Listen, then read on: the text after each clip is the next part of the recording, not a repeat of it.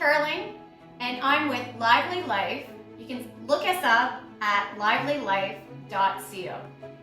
Today, I'm going to show you the simple palm oil free soap that I make. And the reason why I do not use palm oil is that it is not sustainable and environmentally not friendly. So, what we have here is we have a scale, castor oil, shea butter, olive oil, coconut oil. So that will create our oils that will heat up because I'm using the hot process method because I always need soap the next day or the next week, and I can't wait for the cold process method, which takes 4 to 6 weeks. And then what we also need is food grade lye in distilled water. These two are mixed together, and you'll need protective gear for that. So I use glasses and gloves. And for my fragrance today, I'm using tea tree oil. Our first step is adding the lye to the water. You always add lye to the water. So we're going to do a measurement so you can see how to use the scale. So when you place something on the scale, a container, then you have to tar it to put it to 0. And then I'm going to make my measurement of 4.4 ounces. And lye is corrosive, so you don't want to be standing over it and breathe it in. And you want to have your safety gear on. So your glasses and your gloves. So now we're going to add the lye to the water.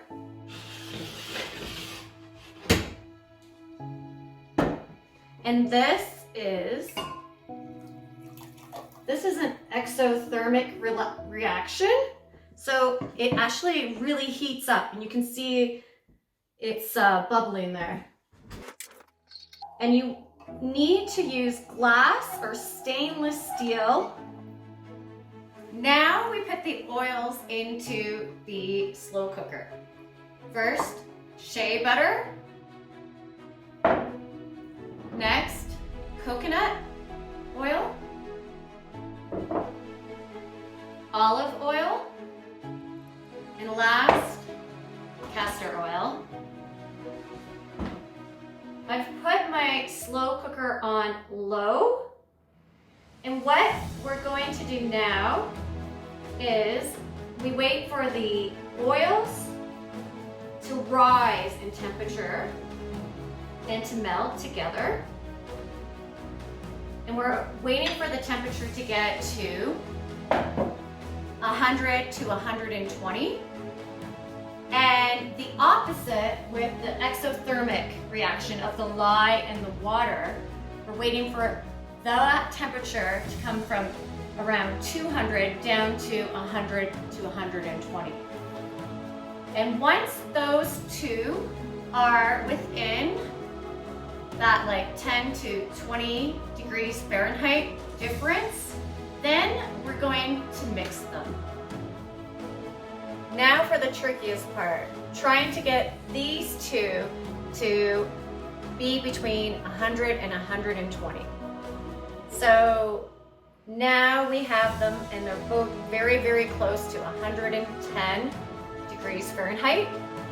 And I've measured them with this thermometer. And I'm just going to add the lye and water to the oil. And you can see as I pour it in, it changes colors. And then what we're going to do, we're actually going to mix it with an immerse mixer until it's like mashed potatoes. And you want to make sure that it's below because you do not want to get this on you.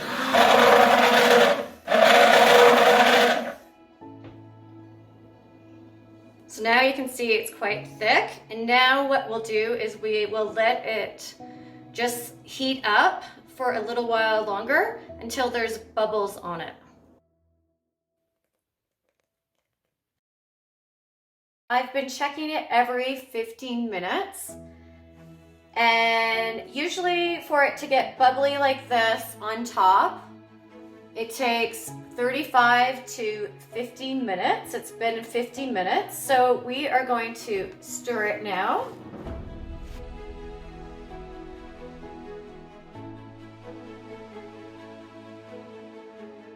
Do as much fragrance as you like, and then you can smell to see if it's enough.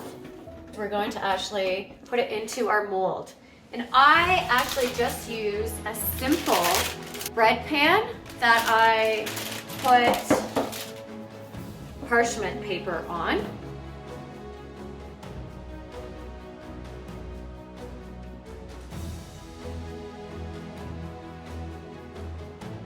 It's been less than 2 days. So now we can cut the soap.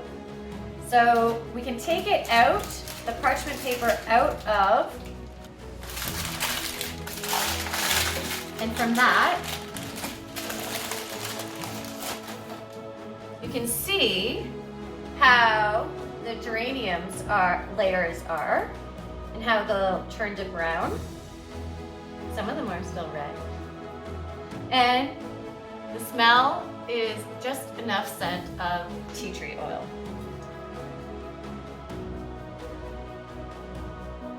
You can use this soap immediately, or you can wait a week.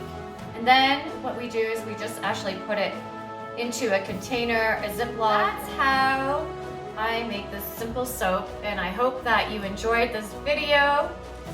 And subscribe to Lively Life, our YouTube, as well as come to our website, livelylife.co. Thank you.